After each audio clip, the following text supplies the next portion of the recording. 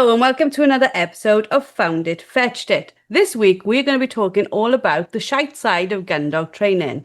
We are warm, we are bothered, and we decided just to have a bit of a giggle with you all and go through all the things that you've probably been feeling over the last couple of weeks. Joining me for this podcast are LWDG group experts Claire Denya, Gemma Martin, and Samantha Thornycroft-Taylor. How warm are you all today, ladies?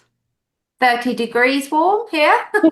I think this weather has us all like literally melting like ice cream. So we thought we'd just start by going through some of the stuff that we have to put up with as gun dog trainers. And it makes sense to start with the weather. So this is how I find it, ladies. Probably the same for you.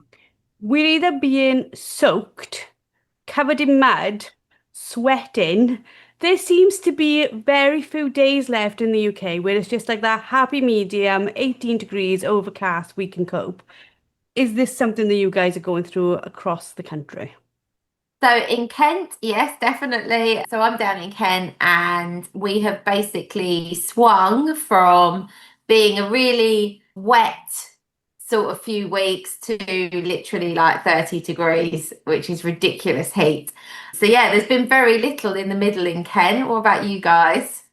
Exactly the same. Yeah, we seem to go in the UK from one extreme to the other. It's either freezing cold or boiling hot, and it's either bone dry or soaking wet. And it doesn't seem to be a lot of kind of opportunity to acclimatize, I think, anymore. We just jump. And like you, Claire, it's pretty much 30 degrees here today.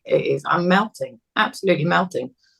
Yep, same in Suffolk. And actually, we were reminiscing that this time last year, we had torrential rain for about 3 weeks and it was cold and we were in full beating gear doing lessons on the field. And now we're like, we can't strip enough clothes off. It's ridiculous. It's nuts, isn't it? Because I was watching with Matt, Jeremy Clarkson's show from, I think this season they're showing now is from last year. And it like rained from October 23 to like May 24. It was like just constant like rain. And this year it got sunny in March, and it's just not stopped. And I just think, like Sam said, you just don't have an in between. What on God's earth happened to spring?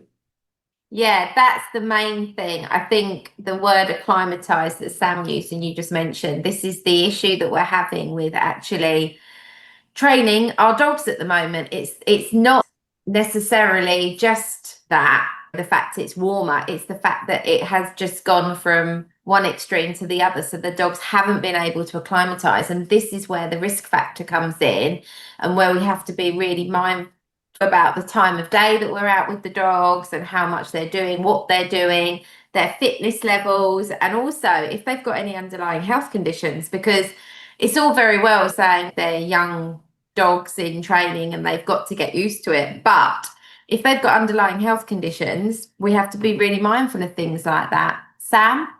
And I think it takes, it's about 2 months for like a dog to acclimatize to the new weather, the new temperatures, be that warm or cold. And that's all well and good. But when the weather is chopping and changing month by month or day by night, they're not getting that chance. And I know I am overly cautious with extreme temperatures and with older and younger dogs, as we all are. But I know that some of my dogs, I'm needing to do a demo with them in August. And at the moment, it's set to be really hot. So I'm needing to try and push myself and my dogs out of my comfort zone, but still within safety, whilst they're acclimatizing to doing nothing in this heat, to actually get them acclimatized to doing something in this heat. Because I'm fairly convinced if I stood in an arena and went, yeah, these are my dogs and it's too hot, we're just going to sit here and I'm going to talk, it wouldn't make a very good demonstration. So I'm trying to find that middle ground, but it's hard.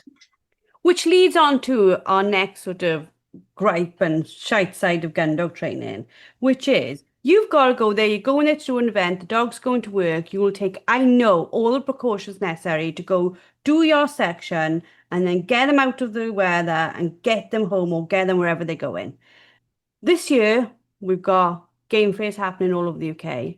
Now, my biggest bugbear, and I'll be honest with it, is people taking dogs to game fairs when they don't need to be there. They're not competing, they're not doing anything else, and watching their paws on the hot metal between stands and watching them panting and watching their owners trying to keep them cool for maybe 12 hours at the end of July.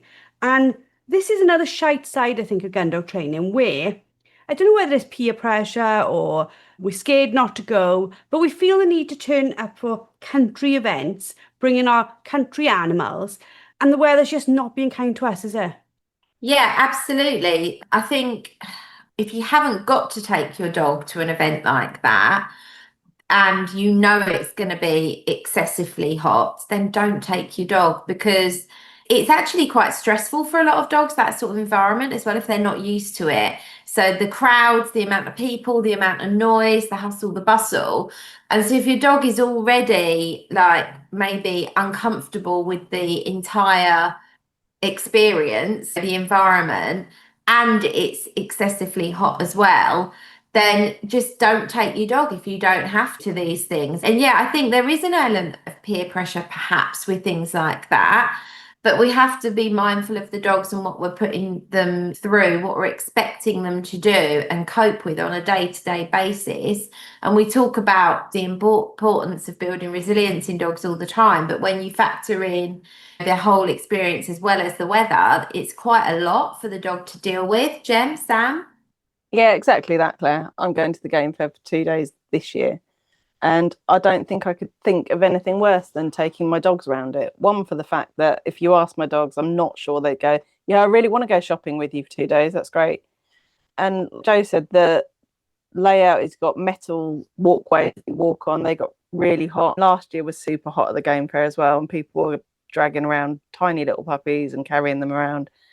And I just think it's a risk that you just don't need to put on your dogs if you don't need to take them. And I think need is a really strong word, because if we think about it, do we need to take them to a lot of things? We do, probably not. So I think it's about making that informed choice and paramount looking out for your dog's welfare more than anything else, more than how you feel about having your dog with you. Totally. And I think a lot of people that do take their dogs, they don't look at that need that you've said, Jem. I think a lot of it is, I'm going for a day out and I like the companionship of my dog, and it means that I haven't got to try and walk it before or after or worry about what it's doing at home. So I'm going to take it with me and we're going to have a lovely day.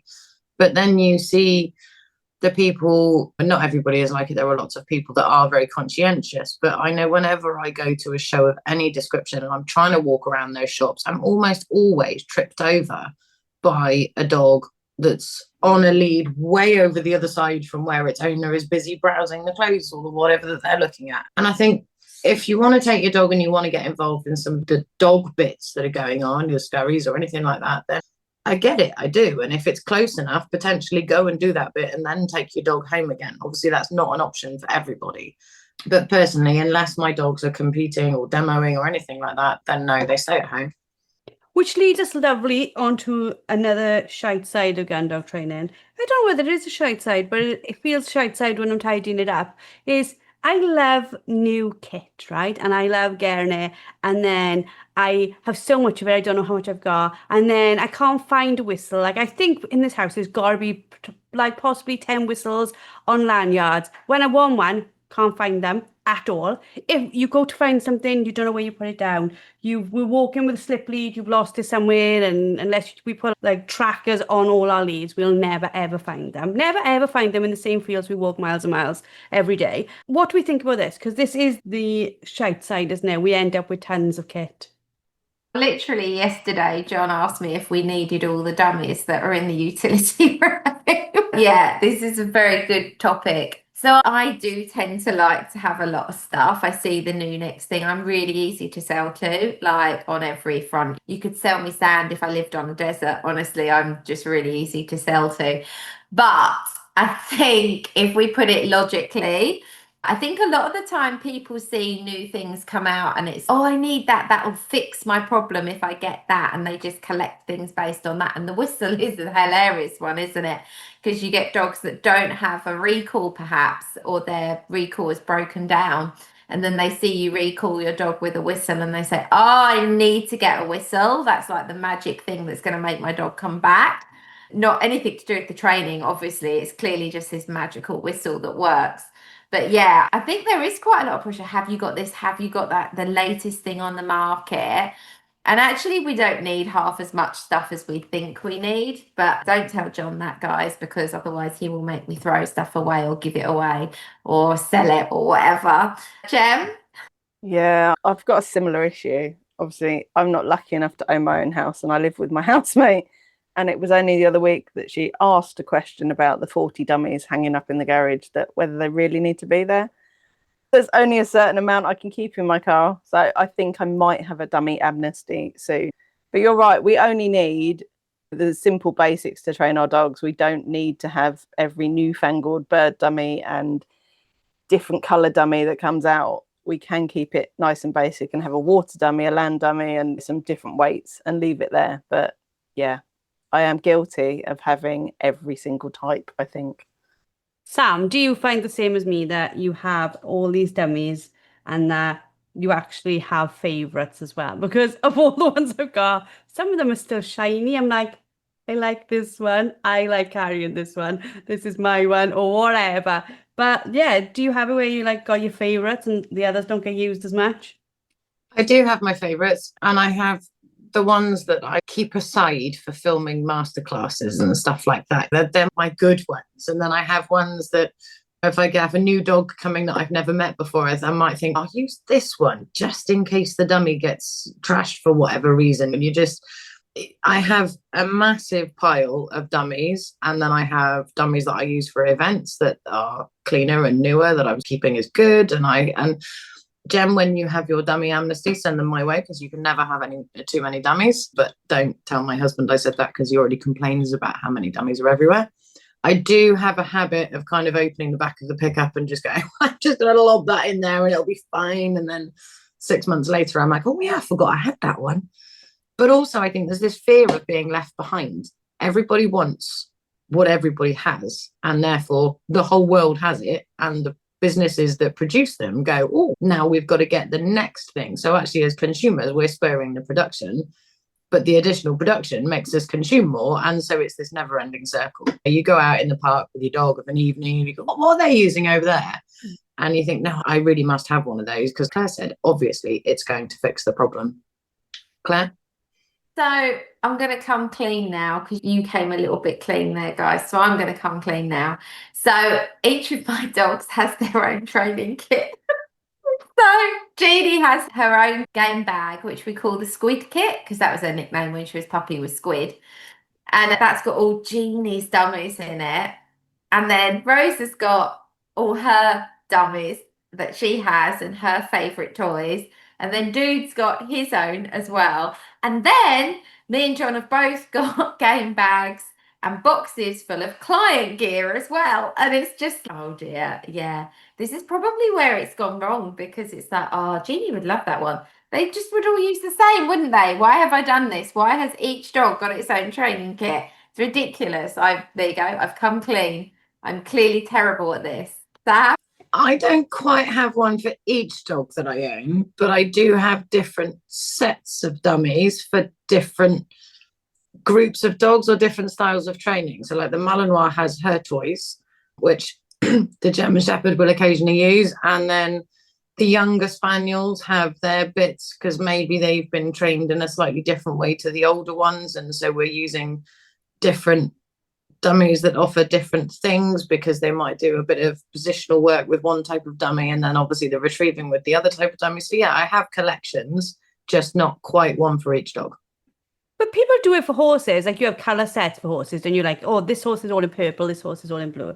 And I think like one of you mentioned about like the stuff for best. I think we do that as well, because I think I have kit for best. Like the reality of it is I probably like train mostly in like shorts or jeans and a t-shirt or whatever. It's just basic. It's not it's not like the whole like, now I'm going somewhere, correct green leggings, Lishmo wellies, like it all comes out, and I'm like, this is like nothing like what I wear every day. But because we all meet in groups wearing the kit, people think that's what we all wear every day. The rest of the time we're completely normal. I have more kit for my dogs and my pony than I do for me. I'm not quite sure what that says. That's how it is.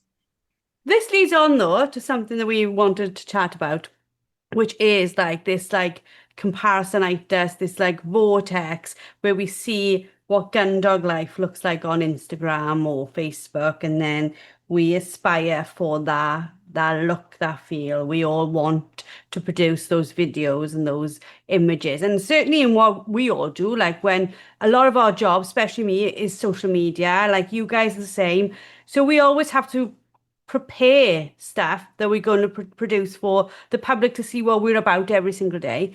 And there is that sort of thing where we don't mean to feed into it. And I think we are all very good at not feeding into the ethos of the perfect Gundog trainer. We all show it warts and all. We're pretty good at that. But there's this need for people to feel like they fit in, isn't there? That is a shite side. Yeah, that's a huge shite side. Look, I'm even saying shite side as well now. It's just a running theme now. It is the shite side. And I think it's really nice. So my thoughts on it and the way that I do it, it's really nice to show clients an end result, but we should also share the journey of how that looks and the reality of the sharing the journey. And I do post my bloopers and I do post real training. And I have been criticised for it in the past by people for showing the raw stuff. I have had a bit of flack from that. But equally, I think it really helps people understand the journey and not feel like they're failing if we do share both sides. Like, show this is the end result, this is what you're looking to achieve, but actually, it can be a bit messy along the way, and that's okay. And actually, I quite like watching my dog in certain things when we're training. I really like my dog to make mistakes so that they also know what the mistake looks like, because then they're not going to make it again. It's things like when people just try and set the dog up for success all the time.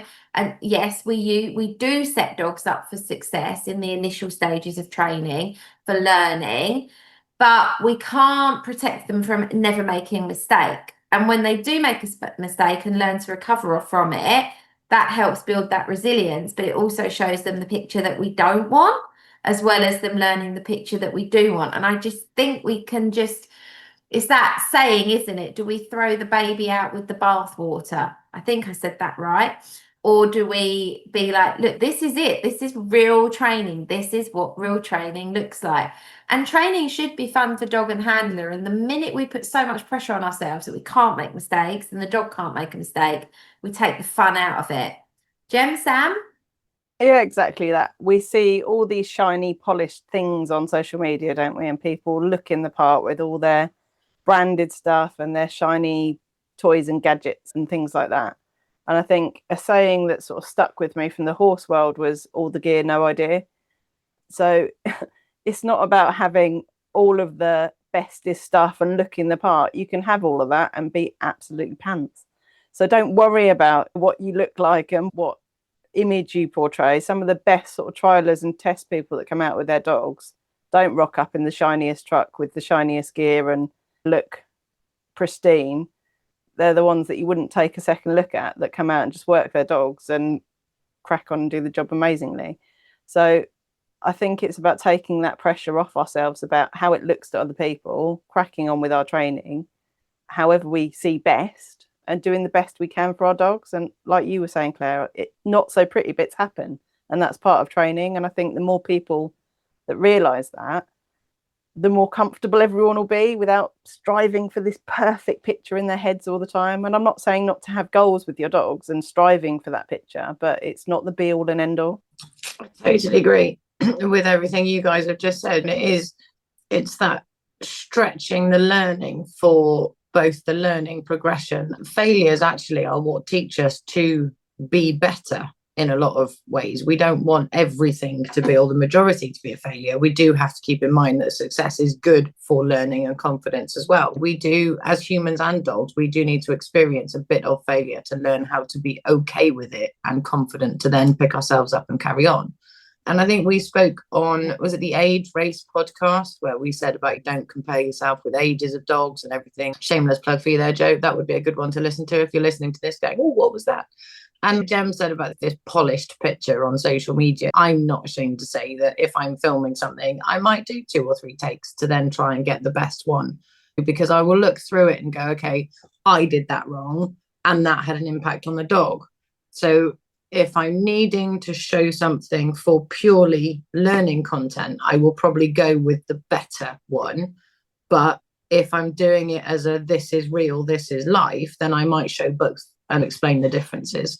I put a picture of my pony, myself and my child, on social media the other day, and we were all 3 of us perfectly smiling. But what nobody, until they'd listened to this, knew is that moments before that picture was taken, the pony had turned his head one way and smacked Charlotte round the face, and then it had turned its other way and smacked me round the face. And then we all had this cheese moment, and I took the photo, and it was that final bit that went on social media. But I'll always think that is what is just that in the moment. You don't see the second before or the second afterwards, and nothing is ever that perfect. Interesting you bring that podcast up, Sam, because I've actually pointed 2 or 3 people to the Age Race podcast this week alone, because people do get hung up. And this question came up with one of my clients, and I do think it's worth bringing in because, again, this is one of the shite bits of Gundog training.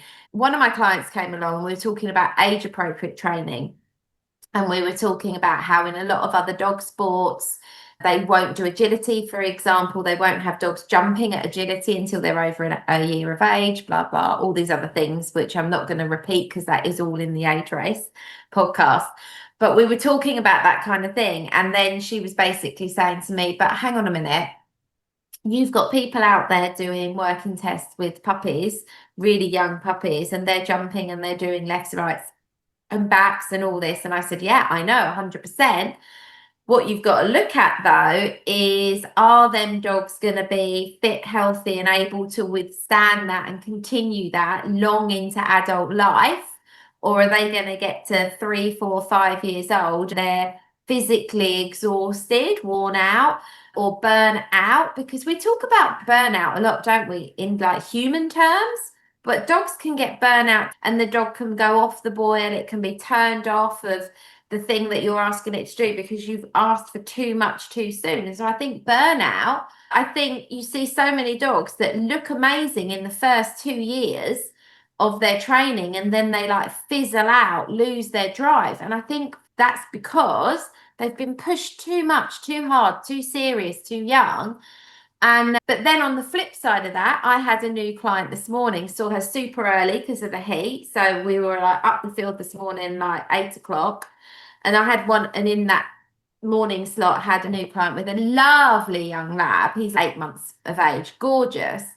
But she had been going to a trainer and the whole focus had really been trick training. The dog hadn't learned any life skills. Like it lunged at people, it pulled on the lead, and it has no recall at 8 months. So on the flip side of what I've just said, you've also got what are the important things we're teaching dogs.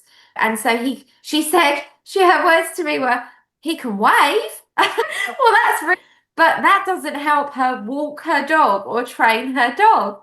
So we've had to reset that 8-month-old dog. We've had to reset.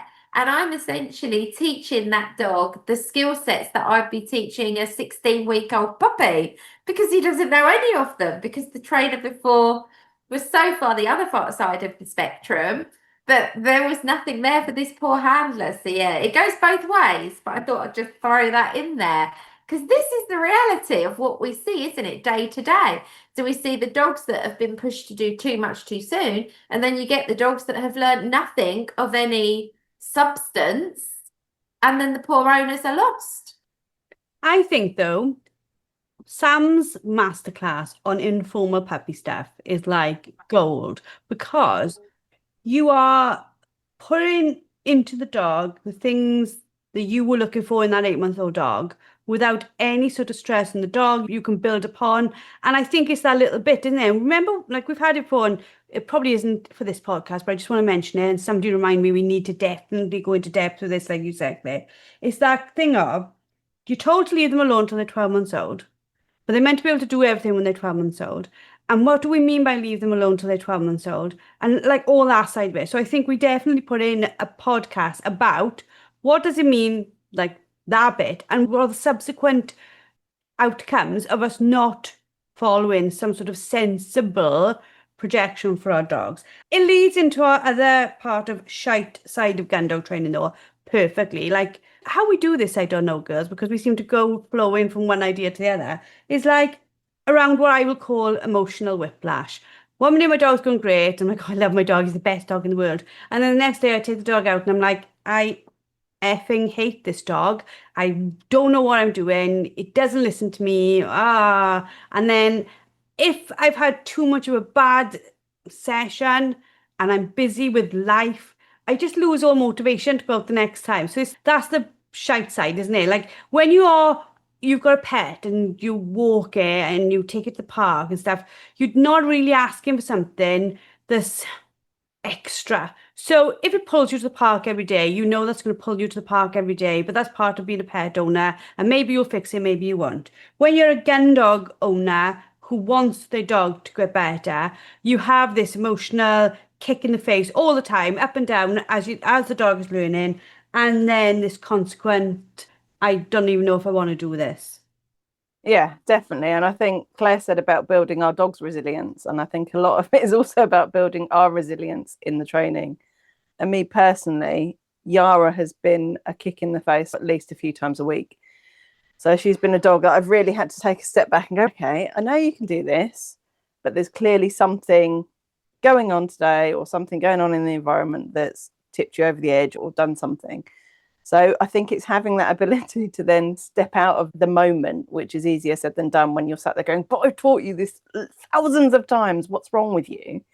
But taking that step back and going, okay, how can I make my dog have a success today when it's not going quite to plan? Because you know in your brain that they can do it and they've proved to you that they can do it hundreds of times, but today it's not going right. So it's having that resilience and that sort of fluidity to be able to go, this is what we're going to do today. I'm going to set you up for a success. And then tomorrow we're going to build on that. And it might just be a tiny weeny little step again. But it's the ability to keep moving forward with your dogs when it doesn't go entirely right. And the whole journey of training a gun dog isn't an upward straight hill. It tends to dive off a cliff a bit somewhere and then you start to climb again and then you might drop down a little bit. And then it's a little climb. So it's understanding that it's never a straightforward path up. No matter what social media tells you, it's not. There will be days where you fall off a cliff and you need to pick yourself back up again, dust yourself off and reset with your dog and start building again and climbing. Claire? I couldn't agree more. And the words that came to my head whilst you was talking there was adaptability. It's having that, we have to have resilience, but adaptability. So it's having that ability to adapt ourselves to what we're seeing with the dog. That adaptability in our training program, that adaptability in reading the dog's behavior and going, yes, this is going to go well, and no, it's not. So what do I do instead? And yeah, like you, Jem, I have this so often. And sometimes I go out with a plan of this is what I want to do with my dog today. And let's just say on the way to the training field, I'm planning what I'm going to do. I get the dog out and then we start and I'm like, yeah, need to change my plan. So being able to adapt to that moment and go, yeah, what I wanted to do is not going to go well. And if I try and push through this with the dog, I'm going to lose the dog. I'm going to ruin the things that we've got going well. So let's adapt and do something different instead. Or it could be that it's not even the dog. It could be that on the way to the training field, somebody calls me, ruins my day. Not that happens often, but it could happen in theory. Somebody rings me, tells me something that ruins my day. And then I am not in the right mindset either to train that dog in what I planned. So adapting to be able to give the dog the best experience I can, even though maybe I'm not in the mindset that I set out to be in for that day. So I think adaptability is super important as well. See, this is where being an 11th hour works well under pressure person really works. Whilst I fully appreciate it's not my favourite trait when it comes to getting Joe presentations and things on time. But it's that you've said, Claire, sometimes you go out with a plan. With my own dogs, my plan is that I'm going to take that dog and we are going to work on something.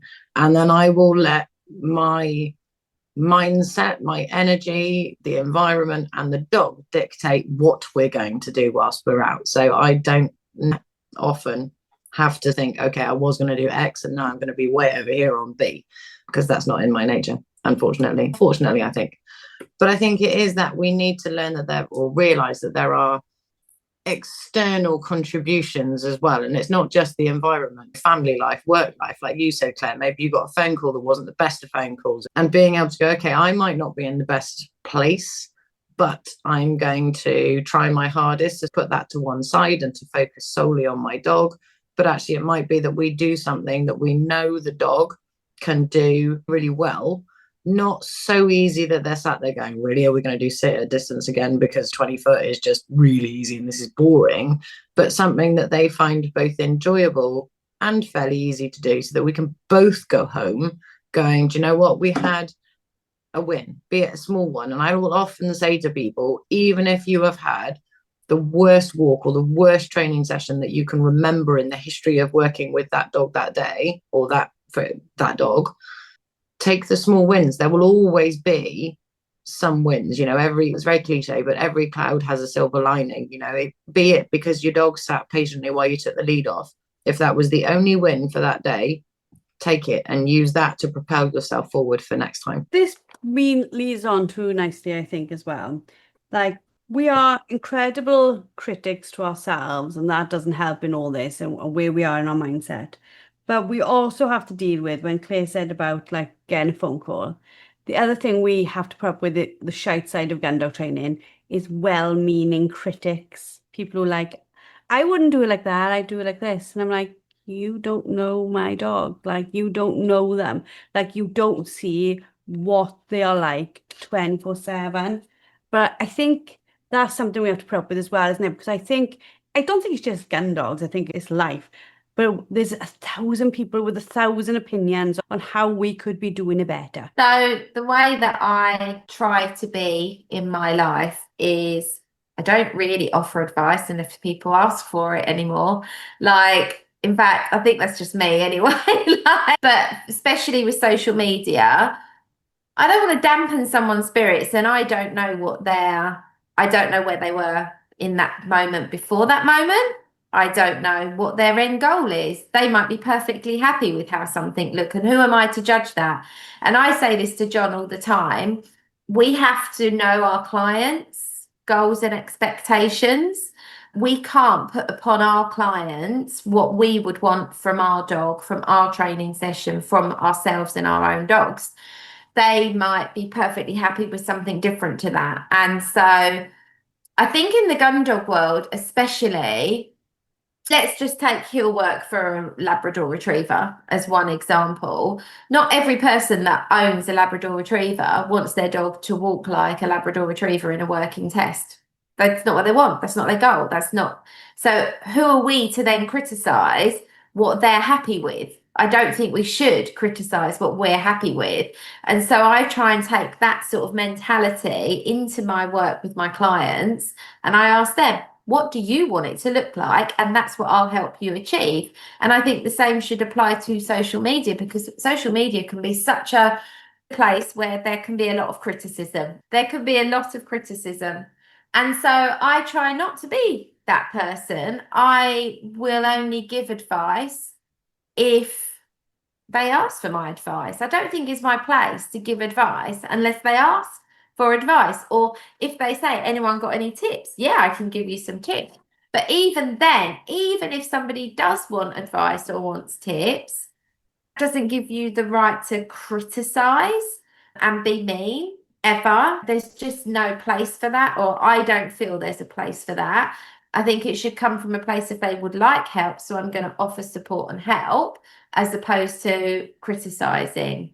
That's just how I see it. And I think if everybody took that sort of approach, it would be a kinder place. Social media would be a kinder place to be, and everyone would be quite happy.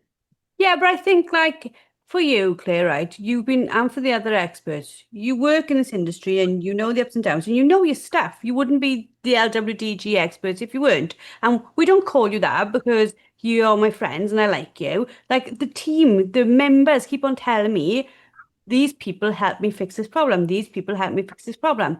But even you've had, without going into details, you've had people who think they can tell you how to do something. And I'm like, what makes you think when you are nowhere near her capability that you've even got the right to like literally slam you with their own opinions, which are based on nothing? Yeah. I can't really say much to that other than yeah. I think it's like everything. Like we are pretty open as a community. We accept every single way of training. We are very clear that we tell people to use constructive correction. We don't believe in harsh abuse of the dog. We don't believe in lots of things. Our dogs are our babies, for want of a better word. We are their owners, all these things. We're very clear on who we are and what we stand for. And we accept pretty much every single dog training type within inside that. But then we have this criticism, even as a group, don't we? That because we refuse to fit into a line, because we have this rally cry of train the dog in front of you, because we do that, we are criticised from all sides for not fitting in. Yeah, we do. And I know Jem and Sam will agree. And I've been accused of being too fluffy from some areas. And then you've got other people that probably wouldn't approve because I will appropriately correct a dog without even knowing how I'm going to correct a dog. That's the thing. People criticize without knowing. And that's the really bad bit, is they don't know. And my answer always is, come and watch me do it. Come and watch me train my dogs.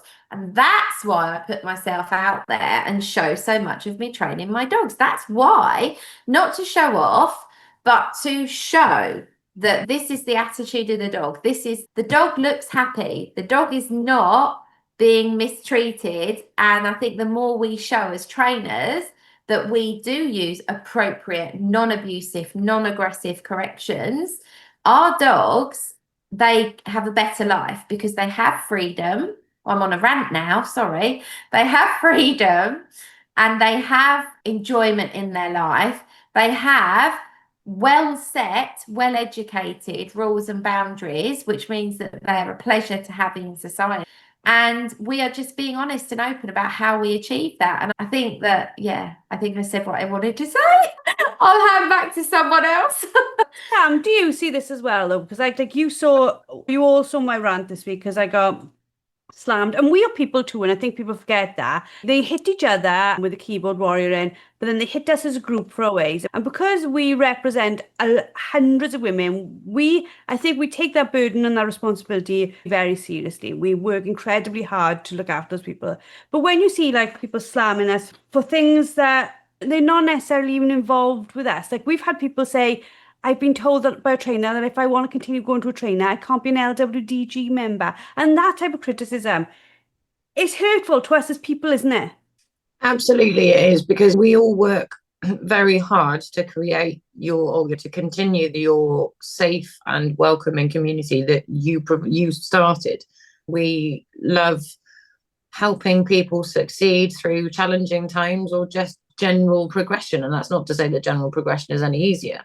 But I know that Claire obviously spoke about how she's been criticised in the past.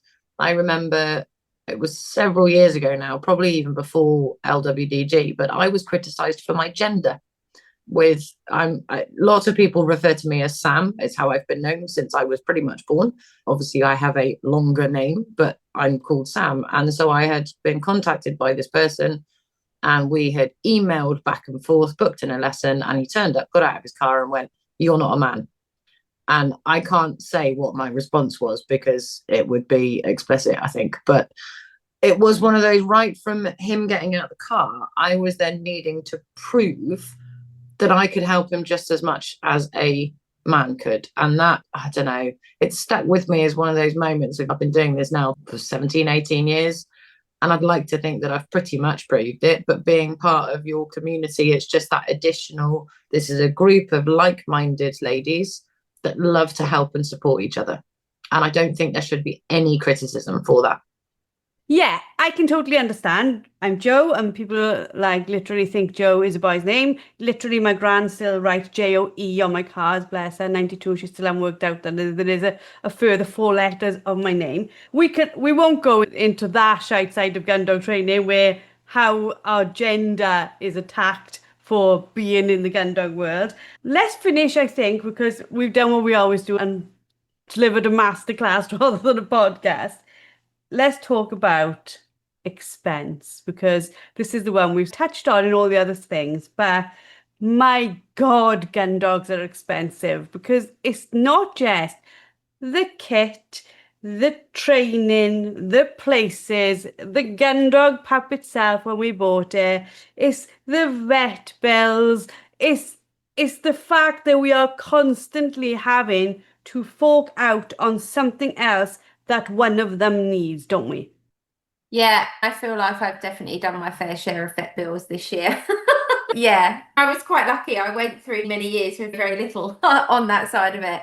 And then, yeah, this year has been a rather expensive year, but we do it for the gun dog. We do it for the love of the dog. It's part and package of it.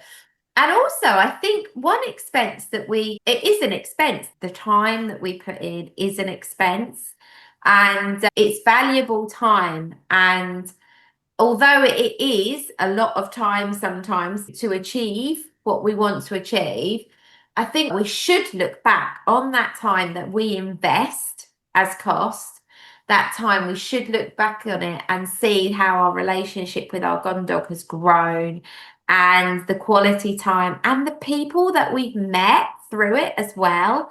You guys, I wouldn't have met you if it wasn't for our gun dogs. Like, we would never have met.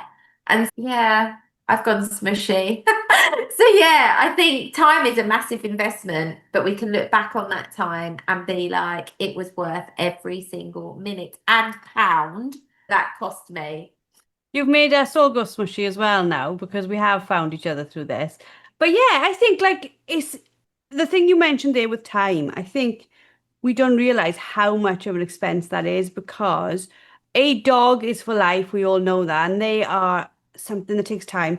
But if you've got a pet, again, walk to park, etc., they fit into your lifestyle. You give them breakfast in the morning, you clean up after them, you take them to the groomers, you look after them, they go to the vets. They don't tend to have the same things. They're not hurtling through brambles, ripping their faces apart, doing all those things. Like I have got more Lucillin hanging around my house, my car, my shed. It's just all these different things. They take it up a level, don't they? Yeah, and I think, I don't know, we've been talking about all the bad bits of gun dog training and things, and there are lots of things that make it really difficult. But I think Claire touched on actually all the benefits that we get from gun dog training. And nobody's actually mentioned that it's really freaking addictive. So the biggest expense is then buying the next dog and the next dog, and then trying to house all said dogs somewhere and feed them all. But no, it is addictive. And I think once you've experienced building that bond with a dog and meeting people that are like-minded and you can go out and have some fun with and maybe not take life so seriously, then, you know, there's lots of good points to the gun dog world as well. And I know we've spent almost an hour bashing it. But let's face it, we enjoy standing out in the pouring rain in 20 layers of clothing and things like that. So yeah, it's not all bad. She says, trying to convince herself. No, I like my freckles. I like my freckles I get in the summer too. Can we add that one in as well? I like my freckles. We'll definitely do one where we look at the positive sides as well. But I literally, last weekend we went away and we didn't take the Spaniards because it was a show and I was like, I don't know what they'll think of it. And literally we took Goose, the little one. And we were in the van and my husband was like, what was wrong with this? Why didn't we just have that? And I was like, because it's a cat. It's not really a dog. It's just like a little cat. It just lays wherever you put it and it's quite happy being a cat.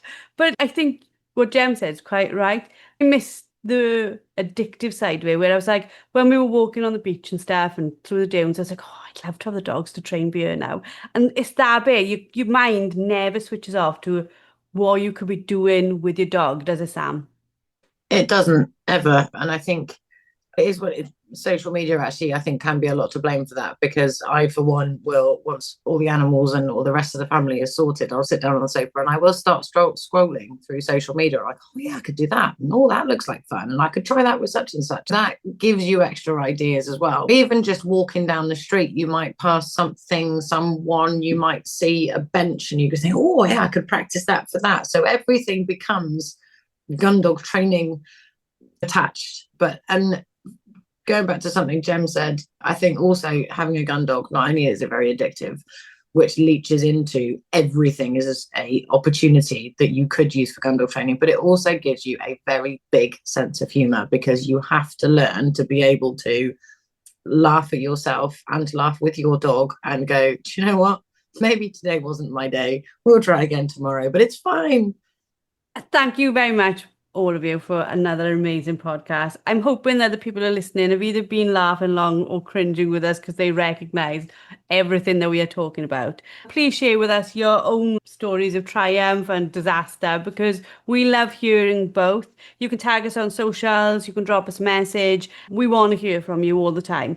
If you've ever stood in a muddy field wondering why on earth you do this, we do the same, but we also recognise what you do. There is nothing better than training a working dog. For all the disastrous things we've talked about, for all the missteps, we tell the stories with joy. A few days later, always, but we tell them with joy.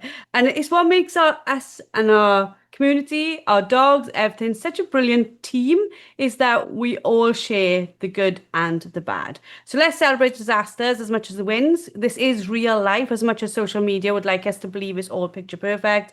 And you're doing better than you think. We tell you that all the time, and we absolutely mean it. Until next time, keep your chin up, keep your wellies handy, keep your sun cream handy, and remember, progress over perfection, and we'll see you very soon.